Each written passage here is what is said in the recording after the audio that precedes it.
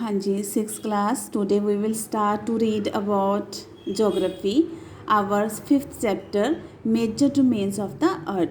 Chapter name is major domains of the earth. It means the major divisions of the earth. Okay, so as you have read the first chapter, the earth is the only planet which has life.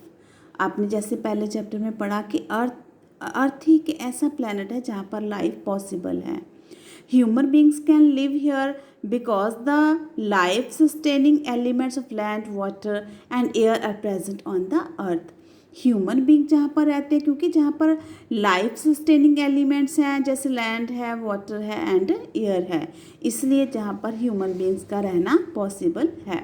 The surface of the earth is complex zone in which three main components of the environment meet. तो जो अर्थ का जो surface है जो एक complex zone है जहाँ पर तीन एनवायरनमेंट के तीन जो कंपोनेंट्स हैं वो आपस में मिलते हैं, ओवरलैप करते हैं, इंटरेक्ट करते हैं. That solid portion of the earth on which we live is called the lithosphere. वो सॉलिड पोर्शन जहाँ पर हम रहते हैं उसको लिथोस्फीयर कहते हैं. क्या कहते हैं उसको? Lithosphere. The gases layers that surround the earth is the atmosphere. जो गैसेस लेयर्स हैं जो अर्थ के इर्द गिर्द हैं उसको कहते हैं एटमॉस्फेयर. और इस एटमॉस्फेयर में कौन सी गैसेस होती हैं? जैसे ऑक्सीजन है, नाइट्रोजन है, कार्बन डाइऑक्साइड है और भी कुछ गैसेस हैं जो इसमें प्रेजेंट होती हैं. तो water covers a very big area of the earth surface and this area is called the hydrosphere. वो अर्थ का वो एरिया जो वाटर से कवर रहता है उसको हाइड्रोस्फेयर कहते हैं. The hydrosphere comprise water in all it's forms. Hydrosphere में सभी फॉर्म्स में वाटर मिलता है, जैसे आइस है, वाटर वेपर है. तो हाइड्रोस्फेयर में इन सभी फॉर्म्स में वाटर मिलता है. अब बायोस्फीयर क्या है? Biosphere is the narrow zone where we find land, water and air together. जो वो नैरो जोन है जहाँ पर लैंड भी मिलती है, वाटर भी मिलता है और एयर भी मिलते हैं, जहाँ पर ये तीनों चीज़ें इकट्ठी मिलती हैं. और which contains all forms of life, जहाँ पर लाइफ के सभी फॉर्म्स पॉसिबल हैं, इसको कहते हैं बायोस्फीयर. क्या कहते हैं इसको? बायोस्फीयर. तो अब हम लिथोस्फीयर के बारे में पढ़ेंगे. The solid portion of the earth called the lithosphere. Earth का जो सॉलिड पोर्शन है उसको कहते हैं lithosphere. It comprises the rocks of the earth crust and thin layers of the soil that contain nutrients elements which sustain organisms.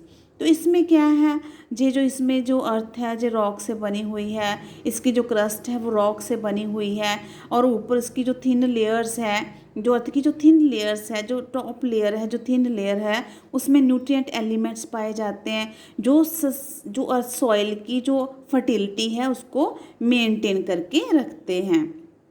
There are two main divisions of the earth surface. Earth surface की two main divisions हैं. तो वो divisions क्या है वो देखो. The large land masses are known as the continent. जो large land masses हैं उसको कॉन्टिनेंट्स कहते हैं और जो ह्यूज वाटर बॉडीज़ हैं उनको ओशन बेसिन कहते हैं. ओके, जो ह्यूज वाटर बॉडीज़ हैं उनको ओशन बेसिन कहते हैं. The level of sea water remains the same everywhere. जो सी वाटर का लेवल है हर जगह सेम रहता है, कोई ऊपर नीचे नहीं होती. जैसे अर्थ ऊपर नीचे होती है वैसे जो वाटर है वो ऊपर नीचे नहीं होता, उसका लेवल जो है वो सेम रहता है. तो elevation of land is measured from the level of the sea, तो which is taken as zero. तो जो अर्थ का जो लेवल है अर्थ का उसको कैसे मेजर किया जाता है? Level of the ocean. जो ओशन का लेवल है, जो सी लेवल है, उस लेवल से ही अर्थ का जो एलिवेशन है उसको, लैंड के एलिवेशन को मेजर किया जाता है. और जो सी लेवल है वो कितना है? ज़ीरो है. सी लेवल कितना है? ज़ीरो है. ठीक है, आगे हम पढ़ते हैं. The highest mountain peak Mount Everest is 8848 metres above the sea level. तो हाईएस्ट माउंटेन पीक की उसकी सी लेवल से हाइट कितनी है? 8848 मीटर्स. ओके, तो greatest depth of 11,022 meters is recorded at Marina Trench in the Pacific Ocean. और जो सबसे डीप पॉइंट है वो है मरीना ट्रेंच, वो कहाँ पर है, पैसिफिक ओशन में, ठीक है। और कितनी डिपेंथ है, 11,022 मीटर्स। आगे बात करेंगे कॉन्टिनेंट्स की। क्या बात करेंगे, कॉन्टिनेंट्स की। सबको पता है कितने कॉन्टिनेंट्स हैं, 7 कॉन्टिनेंट्स हैं। एशिया है, यूरोप है, अफ्रीका है, नॉर्थ अमेरिका है, साउथ अमेरिका है, ऑस्ट्रेलिया है और अंटार्कटिका है, ठीक है। अब इनको डिटेल में पढ़ेंगे हम। सबसे पहले बात करते हैं एशिया की। तो Asia is the largest continent, it covers about 1/3 of the total land area of the earth. Asia जो है जो सबसे लार्जेस्ट कॉन्टिनेंट है और पूरे वर्ल्ड का जो लैंड एरिया है उसका जो 1/3 है वो एशिया में ही है। द एशिया ही उसको कवर करता है। The continent passes through this continent. आगे देखो, the continent lies in the eastern hemisphere. जे कॉन्टिनेंट का किस हेमिस्फीयर में है, ईस्टर्न हेमिस्फीयर में है।